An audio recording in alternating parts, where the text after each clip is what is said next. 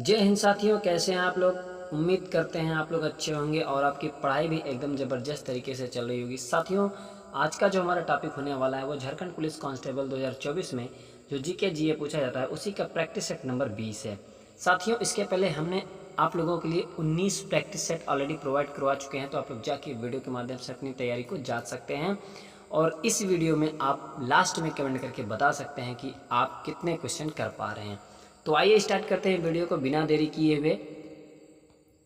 पहला प्रश्न है साथियों, भारत में राष्ट्रीय मतदाता दिवस को मनाया जाता है 26 मार्च को, 24 फरवरी को, 27 दिसंबर को, 25 जनवरी को। तो कब मनाया जाता है? तो आपका जो राइट आंसर साथियों वो है 25 जनवरी। ठीक है, 25 जनवरी को मनाया जाता है भारत में राष्ट्रीय मतदाता दिवस। ठीक है। अन्य महत्वपूर्ण दिन 1 जनवरी को वैश्विक परिवार दिवस और 9 जनवरी को प्रवासी भारतीय दिवस, 12 जनवरी को राष्ट्रीय युवा दिवस और 15 जनवरी को थल सेना दिवस, सेना दिवस जिसे कहते हैं, और 25 जनवरी को भारतीय पर्यटन दिवस, 21 फरवरी को अंतर्राष्ट्रीय मातृभाषा दिवस, 24 फरवरी को केंद्रीय उत्पाद शुल्क दिवस और 1 मार्च को विश्व नागरिक सुरक्षा दिवस मनाया जाता है। ठीक है। अगला प्रश्न है, लिविंग रूट ब्रिज किस राज्य में पाई जाने वाली एक प्रतिष्ठित संरचना है? मेघालय, पश्चिम बंगाल, हिमाचल प्रदेश या असम। तो किस राज्य में पाई जाने वाली एक प्रतिष्ठित संरचना है लिविंग रूट ब्रिज? तो आपका जो राइट आंसर है वो है मेघालय। ठीक है, मेघालय आपका राइट आंसर होगा। लिविंग रूट ब्रिज जिंग किंग जेरी हवाई पुल भारतीय रबर के पेड़ की जड़ों को बुनकर और समायोजित करके बनाया गया है। ठीक है। अन्य प्रसिद्ध रूट ब्रिज हैं रिवई रूट ब्रिज और उमसियांग डबल डेकर ब्रिज। गुण क्या है इन ब्रिजों की? लचीला, आसानी से संयुक्त है, खुरदरी और पथरीली मिट्टी में उगता है। मेघालय की खासी और जैंतिया जनजातियों द्वारा विकसित किया गया है। ठीक है। अगला प्रश्न है, ललित कला अकादमी की स्थापना कब हुई थी? 1965 में, 1956 में, 1951 में या फिर 1954 में? तो ललित कला अकादमी की स्थापना कब हुई थी? तो 1954 आपका राइट आंसर होगा। 1954 में ललित कला अकादमी की स्थापना हुई थी। ललित कला अकादमी राष्ट्रीय कला अकादमी नई दिल्ली की स्थापना भारत सरकार द्वारा 5 अगस्त 1954 को तत्कालीन माननीय शिक्षा मंत्री मौलाना अबुल कलाम आज़ाद द्वारा एक स्वायत्त निकाय के रूप में की गई थी। ठीक है। अगला प्रश्न है, गारो जनजाति का संबंध भारत के किस क्षेत्र से है? पश्चिमी, दक्षिणी, उत्तर पूर्वी, दक्षिण पश्चिमी। तो किस क्षेत्र से है? तो उत्तर पूर्वी भारत के उत्तर पूर्वी क्षेत्र से है गारो जनजाति का संबंध। ठीक है। मेघालय की जनजातियां हैं गारो, खासी, जैंतियाँ। भारत की क्षेत्रवार जनजातियां जो हैं वो पश्चिमी क्षेत्र में भील, गोंड और कोली, दक्षिणी क्षेत्र में टोडा, कुरुम्बा और इरूला, पूर्वी क्षेत्र में मुंडा, संस्थाल और ओरांव, और मध्य क्षेत्र में बैगा, मुरिया और गोंड जनजातियां पाई जाती हैं। ठीक है। अगला प्रश्न है, भारत में स्थापित पहला क्षेत्रीय ग्रामीण बैंक था, कौन था? ग्रामीण बैंक, आरोहण बैंक, प्रथमा ग्रामीण बैंक, विकास बैंक, कौन था? तो आपका जो राइट आंसर है साथियों वह है प्रथमा ग्रामीण बैंक भारत में स्थापित पहला क्षेत्रीय ग्रामीण बैंक था। ठीक है। प्रथमा ग्रामीण बैंक 2 अक्टूबर 1975 को स्थापित किया गया था। प्रथमा ग्रामीण बैंक का स्वामित्व भारत सरकार 50%, राष्ट्रीयकृत बैंक 35% और राज्य सरकार 15% का स्वामित्व होता है। ठीक है। अगला प्रश्न है, भारतीय ओलंपिक संघ किससे संबद्ध है? अंतर्राष्ट्रीय ओलंपिक परिषद, अंतर्राष्ट्रीय ओलंपिक संघ, अंतर्राष्ट्रीय ओलंपिक महासंघ या फिर अंतर्राष्ट्रीय ओलंपिक समिति। तो किससे संबद्ध है बताइए? तो आपका जो राइट आंसर है वो है अंतर्राष्ट्रीय ओलंपिक समिति। ठीक है। इससे संबंध है। अंतर्राष्ट्रीय जो ओलंपिक समिति है इसका जो मुख्यालय है वो लुसाने, स्विट्जरलैंड में है और स्थापना जो हुआ था वो 23 जून 1894 को हुआ था अंतर्राष्ट्रीय ओलंपिक समिति का स्थापना। ठीक है।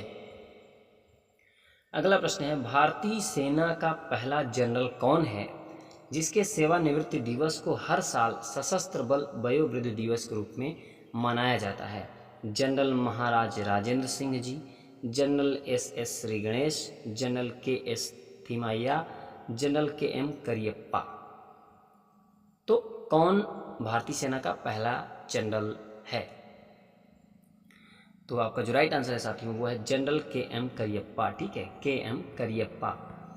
ये भारतीय सेना का पहला जनरल है जिसके सेवानिवृत्ति दिवस को हर साल सशस्त्र बल वयोवृद्ध दिवस के रूप में मनाया जाता है। ठीक है, जनरल के एम करियप्पा भारतीय सशस्त्र बलों के पहले भारतीय commander in chief field marshal के एम करियप्पा जो 14 जनवरी 1953 को सेवानिवृत्त हुए थे, इन्हीं के द्वारा प्रदान की गई सेवाओं के सम्मान और मान्यता के रूप में प्रत्येक वर्ष 14 जनवरी को सशस्त्र बल दिग्गज दिवस मनाया जाता है। ठीक है, अगला प्रश्न है, the Moor's last sign. The Moor's last sign उपन्यास के लेखक कौन है? V S Naipaul, Janaki, Kiran Doshi, Salman Rushdie. कौन है? तो सलमान रुश्दी आपका राइट आंसर होगा। सलमान रुश्दी के अन्य उपन्यास हैं The Satanic Verses, Midnight's Children, Quichotte, Shame, Luka and the Fire of Life, The Golden House, V S Naipaul, A House for Mr Biswas, A Bend in the River, In a Free State. ये सलमान रुश्दी की उपन्यास है। ठीक है, अगला प्रश्न है, मई 1982 में हुए आम चुनावों में निम्नलिखित में से किस राज्य में पहली बार ईवीएम्स का प्रयोग किया गया? केरल में, आंध्र प्रदेश में, तमिलनाडु में, महाराष्ट्र में।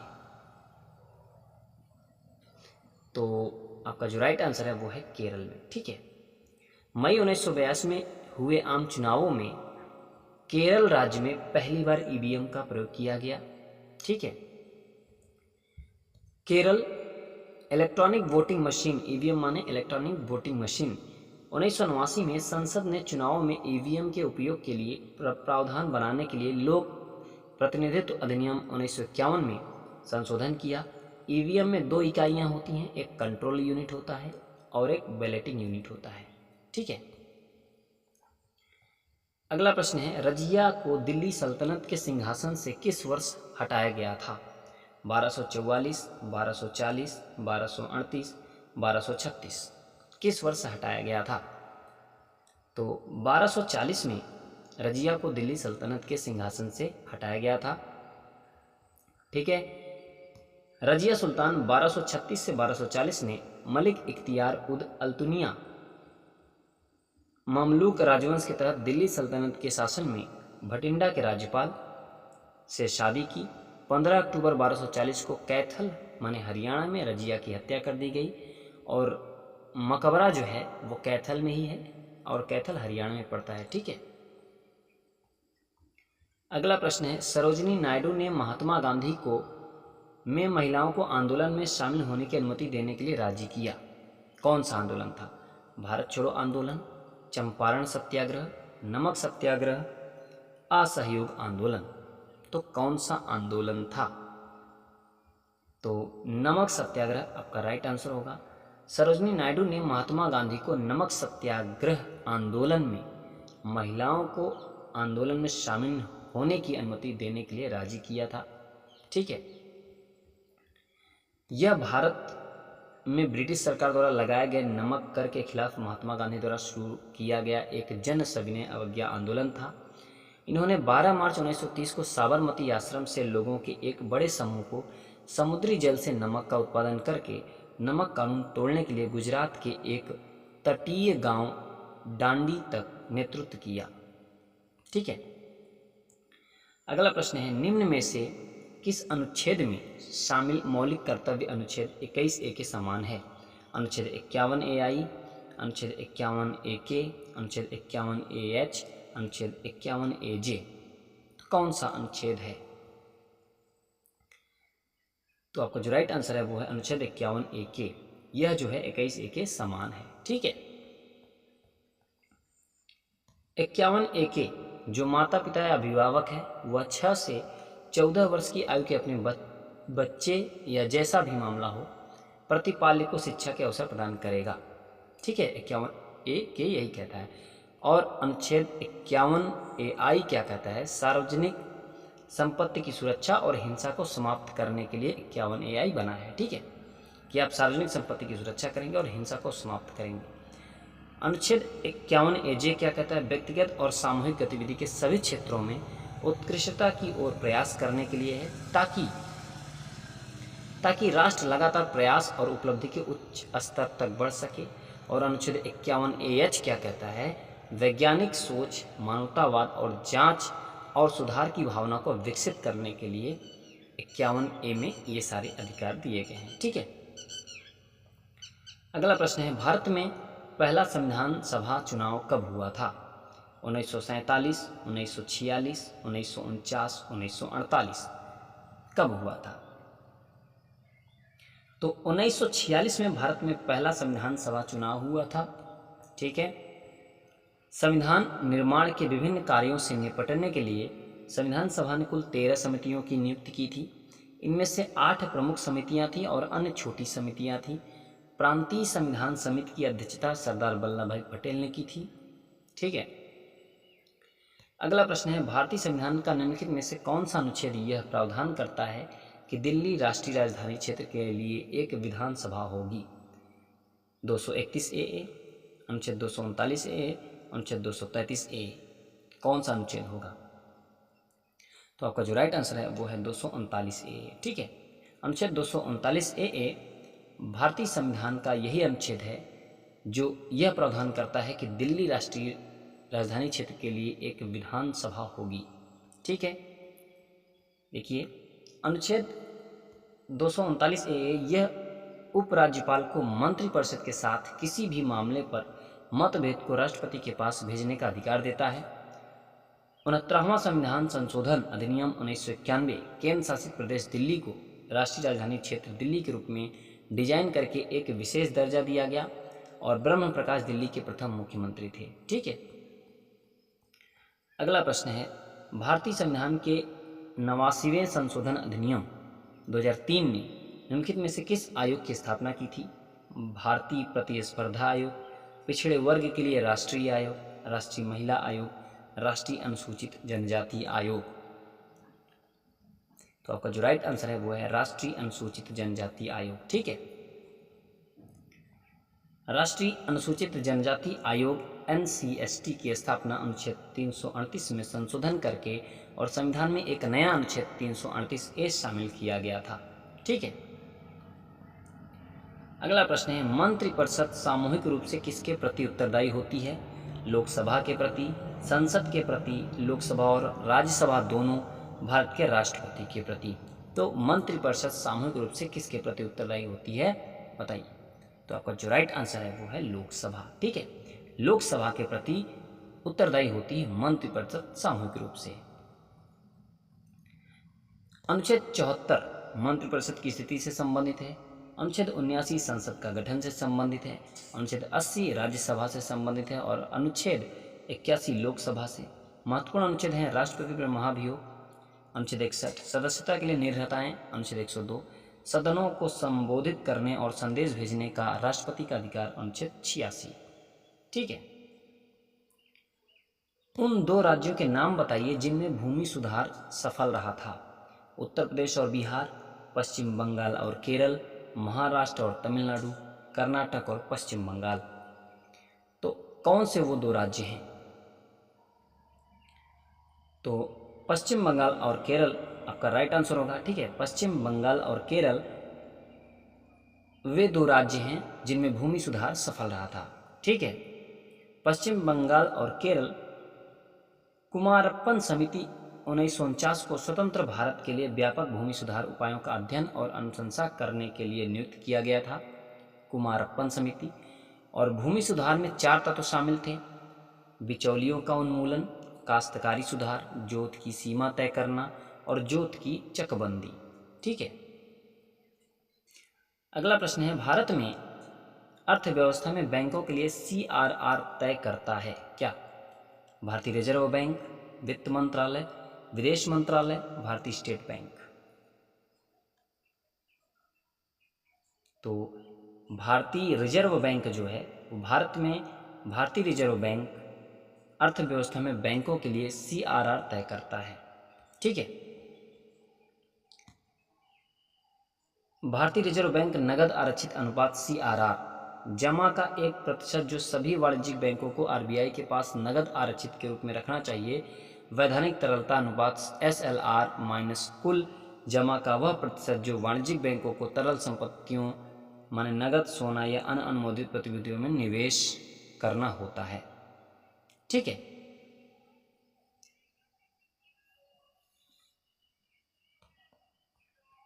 अगला प्रश्न है, मुंबई से गोवा के बीच भारत के पश्चिमी तट के विस्तार को के रूप में जाना जाता है? कोरोमंडल तट, कोंकण तट, मालाबार तट, कन्नड़ मैदान। तो मुंबई से गोवा के बीच के जो भारत का पश्चिमी तट है के विस्तार को किस रूप में जाना जाता है? तो कोंकण तट के रूप में जाना जाता है। कोंकण तट आपका राइट आंसर होगा। देखिए, पश्चिमी तट पश्चिमी घाट तथा अरब सागर के बीच स्थित एक संकीर्ण मैदान है। इसमें 3 भाग हैं। तट के उत्तरी भाग को कोंकण मुंबई गोवा कहा जाता है, मध्य भाग को कन्नड़ मैदान कहा जाता है, जबकि दक्षिणी भाग को मालाबार तट कहा जाता है। बंगाल की खाड़ी के किनारे का मैदान विस्तृत एवं समतल है। उत्तरी भाग में इसे उत्तरी सरकार कहा जाता है, जबकि दक्षिणी भाग में कोरोमंडल तट के नाम से जाना जाता है। ठीक है। अगला प्रश्न है, भारत का कौन सा राज्य ब्राह्मणी, खरकई और स्वर्ण रेखा नदियों का स्रोत है? मध्य प्रदेश, बिहार, झारखंड, उत्तर प्रदेश। तो झारखंड आपका राइट आंसर होगा। ठीक है। झारखंड की अन्य नदियां सोन नदी, बराकर नदी, दामोदर नदी, अजय नदी, दक्षिण कोयल नदी, शंख नदी, उत्तरी कोयल नदी। ठीक है, ये झारखंड की अन्य नदियां हैं। अगला प्रश्न है, निम्नलिखित में से कौन सा हरित क्रांति का लक्ष्य नहीं है? फसल उत्पादकता में वृद्धि, उर्वरकों का प्रयोग, खाद्यान्न उत्पादन में वृद्धि, सिंचाई का विस्तार। तो सिंचाई का विस्तार आपका राइट आंसर होगा। यह हरित क्रांति का लक्ष्य नहीं है, बाकी सारे हैं। सिंचाई का विस्तार। भारत में हरित क्रांति की शुरुआत 1960 के दशक में भारत को खाद्यान्न में आत्मनिर्भर बनाने के लिए भारत के कृषि उत्पादन को बढ़ाने के उद्देश्य से हुई थी भारत में हरित क्रांति की शुरुआत। ठीक है। अगला प्रश्न है, भारत की जनगणना 2011 के अनुसार भारतीय जनसंख्या का कितना प्रतिशत ग्रामीण क्षेत्रों में रहता है? 86.3%, 68.8%, 76.3%, 61.3%। कितना परसेंट जनसंख्या ग्रामीण क्षेत्रों में रहता है 2011 की जनगणना के अनुसार बताना है। तो 68.8% आपका राइट आंसर होगा। ठीक है। ग्रामीण निवासियों की सर्वाधिक संख्या 2011 के अनुसार उत्तर प्रदेश, बिहार, दूसरा सर्वाधिक जनसंख्या राज्य उत्तर प्रदेश, सबसे कम जनसंख्या सिक्किम। भारतीय साक्षरता दर प्रतिशत 74.04, कुल मिलाकर 82.14 पुरुष और 65.46 महिलाएं। सर्वाधिक साक्षर राज्य और केंद्रशासित प्रदेश केरल 94% और दूसरे नंबर पर लक्षद्वीप है 91.85% और तीसरा मिजोरम है 91.33%। सबसे कम साक्षर राज्य जो है प्रतिशत में बिहार है 61.80%। ठीक है। अगला प्रश्न है, झारखंड की जनसंख्या भारत की कुल जनसंख्या का कितना प्रतिशत है? 2.72%, 4%, 3.21%, 3.01%। तो आपका जो राइट आंसर है वो है 2.72% है। झारखंड की जनसंख्या भारत की कुल जनसंख्या का 2.72% है। देखिए, 2001 की जनगणना के अनुसार भारत की कुल जनसंख्या का 2.62% जनसंख्या झारखंड राज्य में निवास करती थी। लेकिन 2011 की जनगणना के अनुसार झारखंड की जनसंख्या जो थी वो 32.988134 है, जो भारत की कुल जनसंख्या का 2.72% है, जिसमें से पुरुष जनसंख्या 16,93,0315 एवं महिला जनसंख्या 16,057,819 है। ठीक है। अगला प्रश्न है, संथाली लिपि ओल चिकी का आविष्कार किसने किया? पंडित रघुनाथ मुर्मू, व्योमकेश चक्रवर्ती, डॉक्टर नारायण उराव, फ्रांसिस एक्का। किसने किया? तो पंडित रघुनाथ मुर्मू ने संथाली लिपि ओल चिकी का आविष्कार किया। ठीक है, संथाली लिपि ओल चिकी का आविष्कार पंडित रघुनाथ मुर्मू ने वर्ष 1925 में किया था। ओल चिकी एक भारतीय लिपि है जो संथाली भाषा लिखने में प्रयुक्त होती है। इसमें 30 अक्षर हैं जिनके रूपों का उद्देश्य प्राकृतिक आकृतियों को उद्घाटित करना है। यह लिपि बाएं से दाएं लिखी जाती है। ठीक है, तो समझ में आई संथाली लिपि ओल चिकी का आविष्कार किसने किया था? पंडित रघुनाथ मुर्मू ने। और ओल चिकी लिपि कैसे लिखी जाती है? आज की वीडियो का लास्ट क्वेश्चन है साथियों, झारखंड की सीमा को कितने राज्य स्पर्श करते हैं? 3, 5, 7, 6, 7। तो झारखंड की सीमा को कितने राज्य स्पर्श करते हैं? तो 5 आपका राइट आंसर होगा। ठीक है, झारखंड की सीमा 5 राज्यों को स्पर्श करती है। इसके पूर्व में पश्चिम बंगाल, पश्चिम में उत्तर प्रदेश एवं छत्तीसगढ़, उत्तर में बिहार और दक्षिण में उड़ीसा। तो 5 राज्यों की सीमा से साझा करता है झारखंड की सीमा। ठीक है, तो साथियों ये थे आपके 25 क्वेश्चन। 25 क्वेश्चन में आप कितना कर पाते हैं कमेंट करके जरूर बताएगा। अगर वीडियो पसंद आए तो एक लाइक और चैनल को सब्सक्राइब जरूर करिएगा साथियों, और अपने दोस्तों तक शेयर जरूर करिएगा। ठीक है, तब तक मिलते हैं साथियों अगली वीडियो के साथ। नमस्कार, वंदे मातरम, जय हिंद।